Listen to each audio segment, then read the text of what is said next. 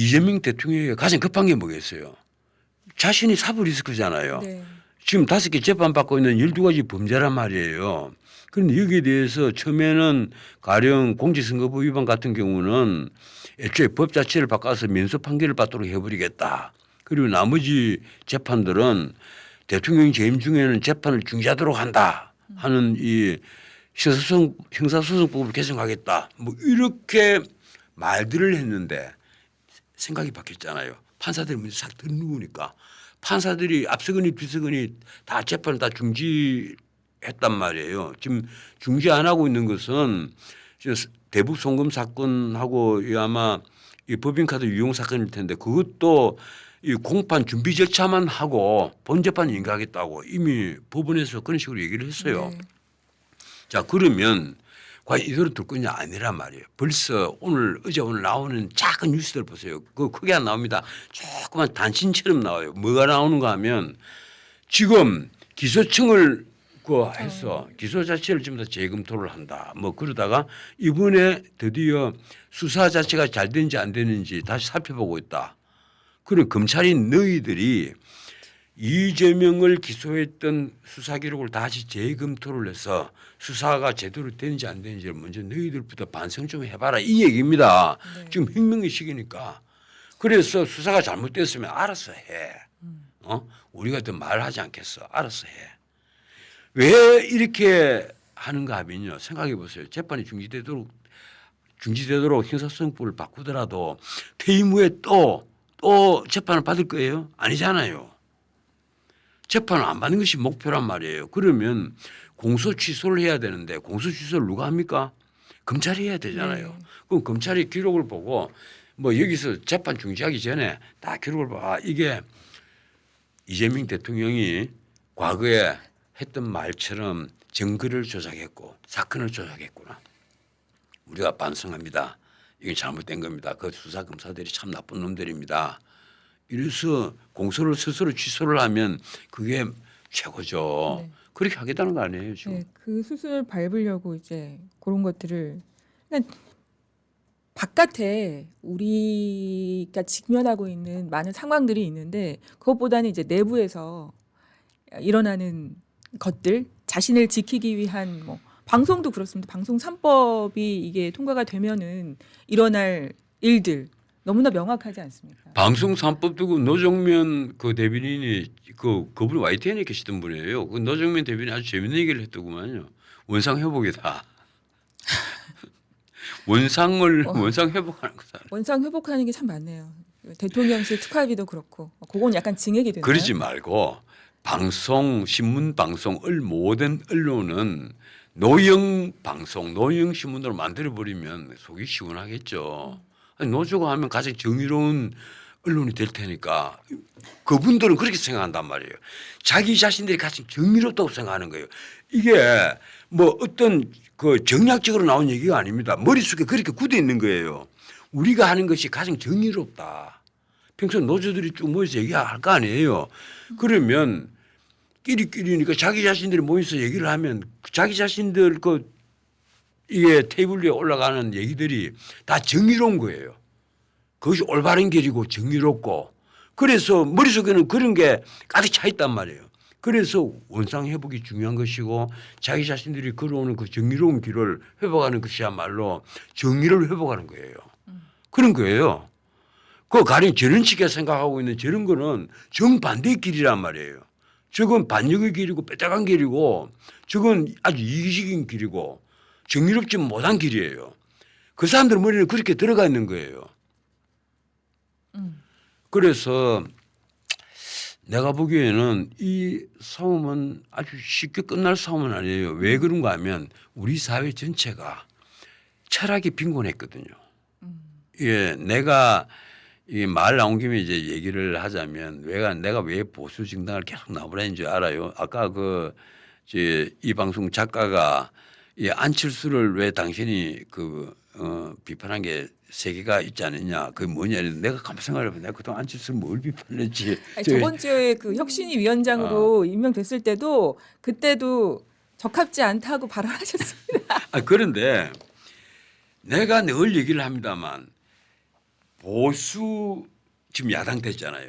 보수 야당에 내가 왜 이놈의 정당 당연 깨야 된다 얘기를 하고 이 보수를 재건하는데 어떤 방법이 있느냐 고민을 하면서 왜 보수 야당이라고 하는 것부터 내가 말한 것부터 자꾸 저어되는가 하면 철학의 빈곤, 철학이 없는 거예요. 철학의 내가 이재명을 공격하는 것도 마찬가지입니다.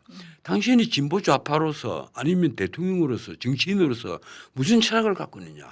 나 당신의 철학을 들어본 적이 없다. 기껏 내가 기억하고 있는 것은 기본 소득. 그리고 이제는 뭐 중도 보수 운운하는데 당신은 무슨 보수 철학을 갖고 있느냐.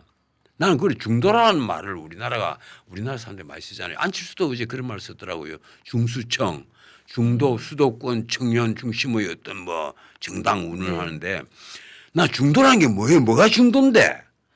중도란 말을 쓰려면 보수주의, 진보주의가 뭔지를 제대로 이해를 해야만 중도란 말이 나오죠. 아무데나 중도란 말을 써. 중도가 뭔데? 뭐가 중도인데? 오른쪽 길이 환히 보이고 왼쪽 길이 환히 보여야 중간 길이 보이는 거죠. 그래 아 이게 중도구나. 뭐 무조건 실용주의면 중도입니까? 중도라 하면 난 실용주의니까 중도다 이거야. 실용주의가 뭔데? 미국을 건국한 이념이 세 개입니다. 하나가 청교도주의, 하나가 자유주의, 하나가 바로 실용주의예요. 존 듀이가 일찍이 정돈을 한 실용주의란 말이에요. 이 실용주의는 미국의 어떤 의미에서는 건국 이념 중에 하나입니다. 이게 허세주의 그리고 외관주의가 아니고 문자도 실용주의예요. 거기에 대비된 단어예요. 실용주의.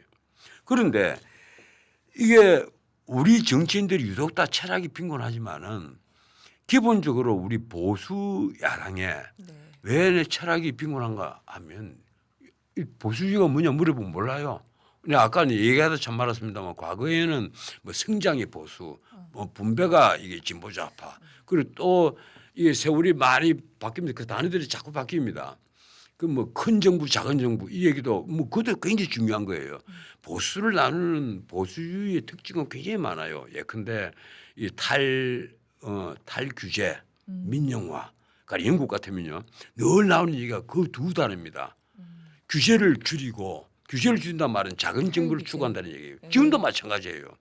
그 이번에도 영국의 보수당에서 또 여러 가지 그 얘기들이 나왔단 말이에요. 그거 보면 11가지 얘기가 나왔던데 그중에 세 번째가 바로 그겁니다. 탈규제. 규제를 더 줄여야 된다. 그 규제를 줄여야 된다는 말은 무슨 말인가 하면 정부를 더 줄이자는 얘기예요. 공무원 숫자 줄이고 장관 숫자 줄이고 정부를 더 줄여. 그 얘기입니다. 공무원 숫자가 대가리 숫자가 늘면 어떻게 되겠어요? 자기 밥그릇을 생각을 해서 규제를 만들어냅니다. 그게 공무원의 본성이에요. 그래서 탈규제 그리고 민영화. 민영화는 뭐 유명한 얘기했잖아요. 이게 뭐든지 큰 것은 다 국유화하려 한다 하는 그 유명한 얘기했단 말이에요. 그리고 이제 쭉 내려오면 이제 보수와 진보를 나누는 여러 가지 이제 그 철학이 있단 말이에요.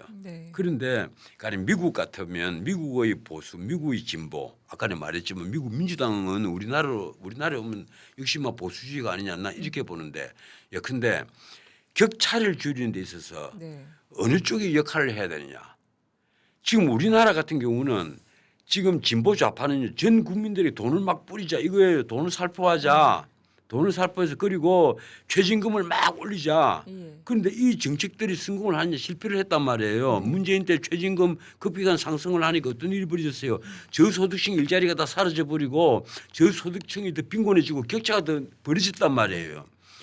오히려 저소득층의 일자리를 늘리고 기초생활수급제 제도를 완전히 개혁을 하고 해서 저소득층에게 사다리를 만들어줘야 된다 하는 그 정책을 과연 우리 보수 정당이 갖고 있느냐 없는 거예요. 그래서 내가 지금 보수 지금 철학을 처음부터 우리 국민들에게 또 장구한 시간이 걸릴 테니까 그럴 필요가 없다. 애초에 보수 정책을 차라리 한 50개를 만들어서 하루에 하나씩이라도 매일처럼 공개를 하자. 그 50개 정책을 딱 내놓으면 아 우리는 보수 정당이 이런 정책을 갖고 있습니다. 그것으로서 충분하다.